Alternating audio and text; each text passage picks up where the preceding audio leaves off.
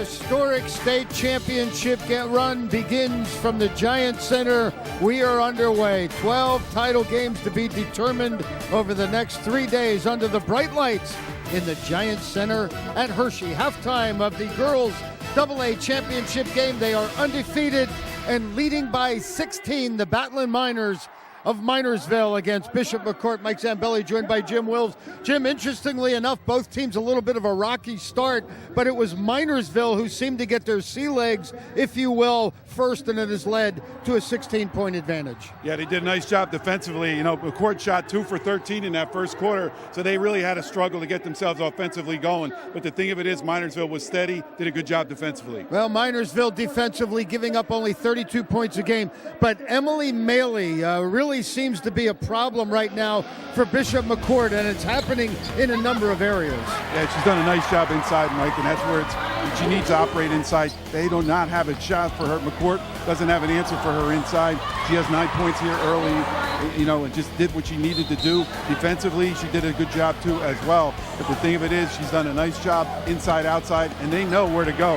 That's a good feed there by Schofstall to get it inside. She's done a nice job as well to get Maley the ball where she needs to get it to her. She was shaken up, as you saw there, but did return to action. 9 points, closing in on double digits and rebounds as well. And her teammates, as you mentioned, do a great job of delivering her very catchable passes where she can convert. Take a look at McCourt, and with Haley Thomas really struggling offensively, how about the play of the freshman Isabella Hunt?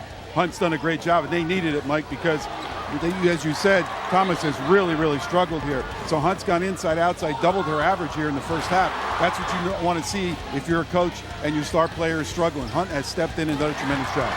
Well, for Haley Thomas, as you mentioned, one of the keynote players, she supplements that offense with good defense. As we continue to look at Hunt, they backed off of her there. When in doubt, shoot, I guess. And with the first half she's had, it's always interesting to see younger players who come in a little bit under the radar and find the Giant Center much to their liking, and she fits that role. No question about it, Mike. She's a freshman. This is this is what we do every year. This is no different than her. All right, how did they get Haley Thomas involved offensively? They got to get her going. They got to make her more aggressive in the second half. When you're averaging 23 points a game, you got to go to bucket a lot more. Minersville has never won a state championship. They lead by 16 here at intermission. Steve Degler and Meg Bulger will take us through quarters 3 and 4 when we return.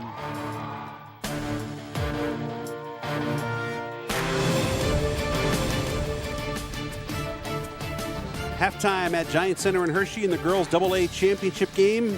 30-0 Minersville leading Bishop McCourt 37-21 at the break. Steve Degler back with Meg Bulger. It took Minersville a little while to get things going. Didn't have a basket for the first couple of minutes. Then all of a sudden that offense clicked in a hurry. Yeah, it came in bunches. I mean, they did a really nice job against Bishop McCourt's 2-3 zone, I thought.